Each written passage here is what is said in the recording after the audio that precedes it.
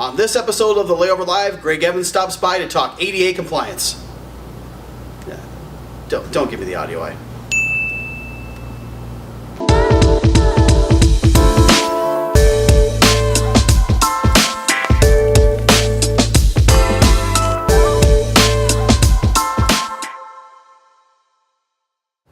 Hello everyone and welcome to episode 61 of the Layover Live, where we bring you the top article from the Layover each week. I'm Jason Swick, VP of Digital Marketing, joined by special guest. We haven't had you on for a long time. It's been too long. It has been. Greg Evans, VP of Sales and Account Services. That's so right. Welcome. That's right. Happy to have you. I know we're talking about ADA compliance, which is something I know that is very important to you, something that you've been working on over the course of the last 12 months, to be honest with you. But I want to talk about this because we're starting to see a lot more buzz around this as it relates to the internet. We're seeing lots of articles pop up about this type of thing. But I think really, Greg, before we dig into this a little bit deeper, let's talk about even just like what accessibility is or what digital accessibility is. Yeah, right? so I mean, basically, and our partner AudioEye uses a good phrase. It's called, it's the ramps and rails of the digital world, right? That's so it's really the guidelines that, are out there, the YCAG, so that's not the right one, it's WCAG guidelines that you have to adhere to. And so really, the digital accessibility, like the article states, is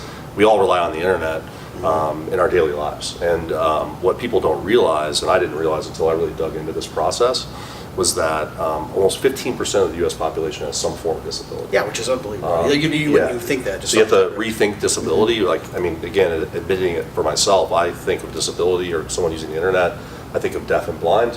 And when you really dig into it, there are just dozens and dozens of variations of vision impairments, cognitive impairments like dyslexia. And obviously there's also technologies out there that people have. Macs have phenomenal accessibility tools within their OS and then Safari. And so also having tools that can integrate with the websites that work, not everyone can have those. So it's just very, very important because especially as marketers, you want everyone to have access to your content. Yes. And it's the right thing to do. And we're long overdue of making the law more stringent and more required, and that's what's happened, which we'll get into in a little bit, is that people are realizing, like, hey, look, if people can't access this information, we're actually hurting their life. No, there's no doubt about it. You touched on a good thing there. It's really thinking about all users, right? That's right. And that's really maybe a good segue to this other question that I wanted to ask you was really, we're starting to see, again, as I kind of referenced to in the intro, was a lot of this stuff starting to pop up, right? Like I'm looking through my Apple News now, I'm seeing articles and all these different things happening. All the conferences are having sessions. All kinds of. So why are we starting to see this pop up? Well, the law changed. So basically, and I'm certainly probably going to misquote the law, so I'll try not to. But basically, the Section 508. So there's the ADA compliance, American Disabilities Act, which primarily was for brick and mortar, right? So I mean, that's why I mentioned the ramps and rails of the digital world. Handicap spaces. You need to have lighted exit signs. You need all the things that apply to making yourselves ADA compliant from a business or a brick and mortar place of work or business. Now, I think it was in 2017, Title III of Section 508 of the ADA law changed to expand from brick and mortar to online. So basically, and this was a big trigger, and so it went into effect this year. So that's why you've seen these ADA compliant lawsuits and these big brands. I mean, from it's like these lawyers and Target, and absolutely. I mean, no question, right? The ambulance chasing attorneys. That's it. They're like, boom, let's picking go. the industry and going. And it is low hanging fruit because the truth is that us included as web developers. There was a loophole in the law online where as long as you have contact information in the footer. Or on every page of the website, you could, if it's where someone could contact you, were okay. Right. But now that wasn't the right thing to do. But people were able to avoid the law. And that's really the whole point of this, is that there is a compliance angle here. Like, you have to do this to protect yourself now.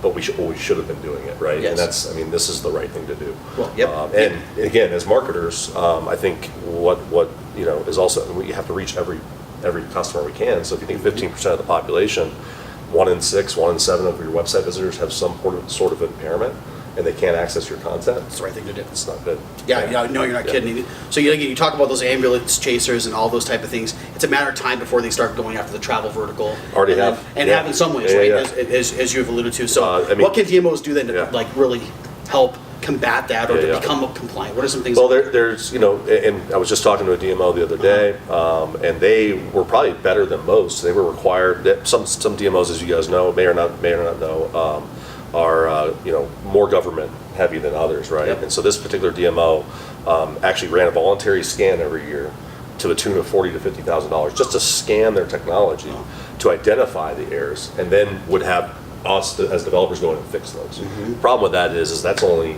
a snapshot in time. Yeah. So there you're are compliant the second that it's and as soon as you load new content, a new image, whatever, things break. It's the way it happens, right? So they were doing a good job, but they still weren't technically compliant at all.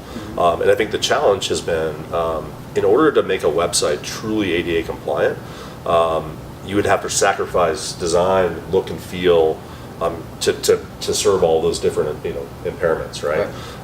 And so that's why it's always been very difficult to do. And so there are basic things you can do. There are digital scans out there, but they just tell you what's wrong. You can't actually get things done. There's things within our CMS, really any CMS, alt tags, hover over, tab menus, things like that. But it's still not ever going to get you to be compliant. There's things that you have to manually do. And so that's why we partnered with AudioEye, because their solution has kind of a dual prong approach. It's got an automatic remediation where it's going in and fixing things on the website, but it also has a manual set. So actual engineers are going in there and actually changing things, but it's all on the front layer. And it's something that doesn't actually affect the design, look and feel of the site. So it's really the best of both worlds. Yeah, it truly is. It's a great tool. Yeah. As you said, it's easily accessible. Really, just by us placing and working with AudioEye to get this on the website, allows over time, right? It's aggregating some of this data right over time. So maybe get into that a little bit. Yeah, well, and they'll also, not only will they fix your website over time, they'll also get you to the WCAG 2.0 AA standard. So you're AudioEye certified. It also will continue, as you're adding new content, they'll continue to manage service that over time.